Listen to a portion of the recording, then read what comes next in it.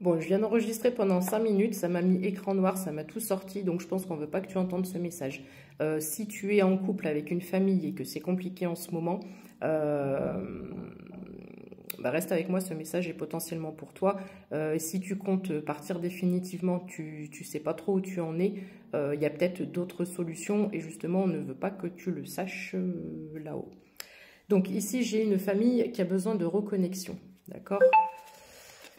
Validation avec, je sais pas, je crois que je viens d'avoir un message bref, on s'en fout. Ici, on me parle de famille.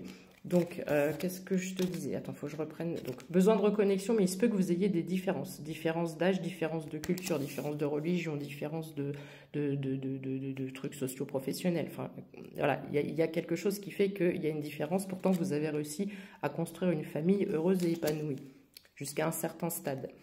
Ici, on me parle de relations houleuses. Ça commence un petit peu à être compliqué. Il y a peut-être des discordes, des mésententes, des désaccords.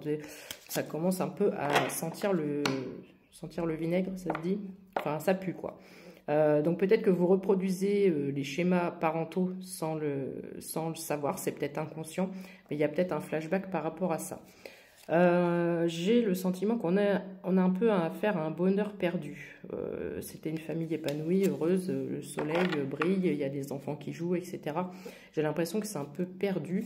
On me parle d'évidence ici, c'est comme si on a le signe de l'infini, mais j'ai cette idée que on est comme les deux doigts de la main, c'est-à-dire qu'on est inséparables malgré nos différences. Ici, on me parle de libération d'un blocage. Donc, il y a peut-être des solutions, il y a des choses dont je vais te parler après. Il y a un blocage qui s'est créé là entre vous.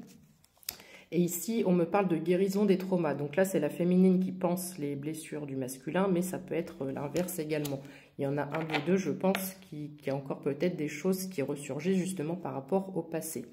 Donc, ce qui fait qu'il y en a un des deux aussi du couple qui est dans l'indécision. C'est là où je te dis de rester avec moi parce que peut-être qu'il y a d'autres solutions que de partir, de fuir, de tout quitter. On me dit que tu as évidemment ton libre arbitre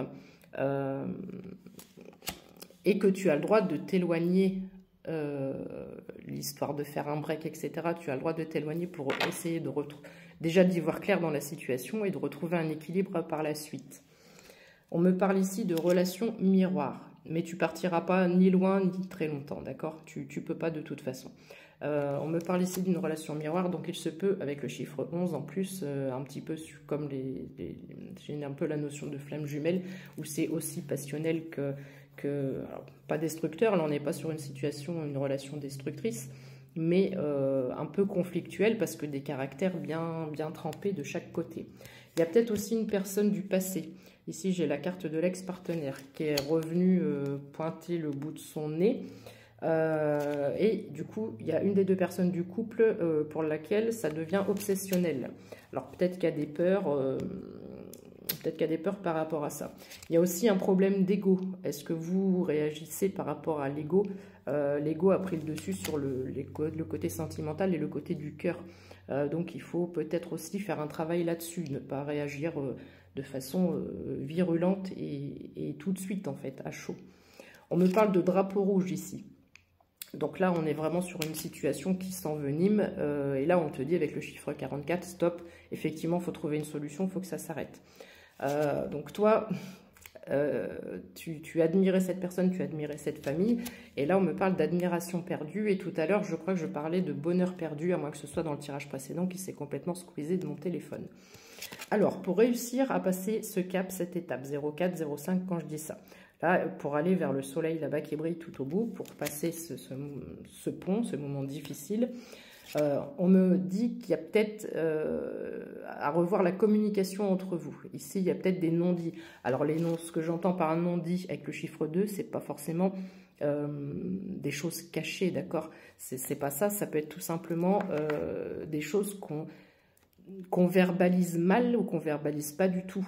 C'est genre, il y a un truc qui m'a pas plu, je fais la gueule, je boude, j'en parle pas, et ça s'envenime, et ça, plus le lendemain autre chose, et puis autre chose, et puis autre chose.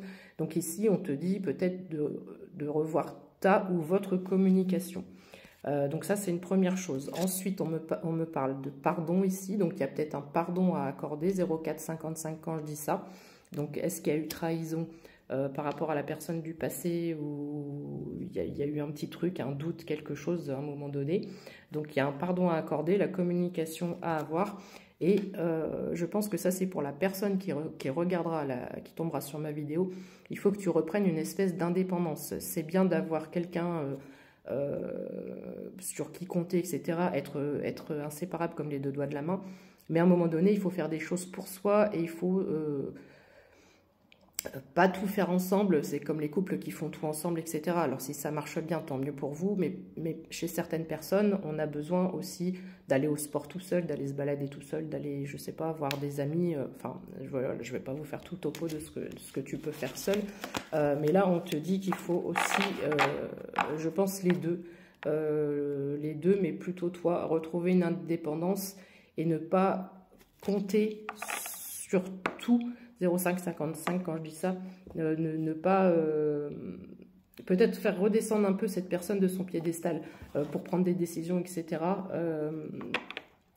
Si tu es toujours à demander validation auprès de cette personne, il faut que tu reviennes à toi, voilà.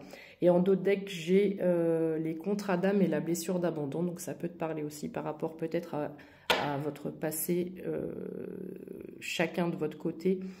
Mais j'ai plus le sentiment que c'est par rapport au passé de ton autre. Il y a encore des blessures à travailler et à guérir. Voilà. Bon courage et surtout, n'oublie pas, une bonne communication, ça vaut mieux que la fuite.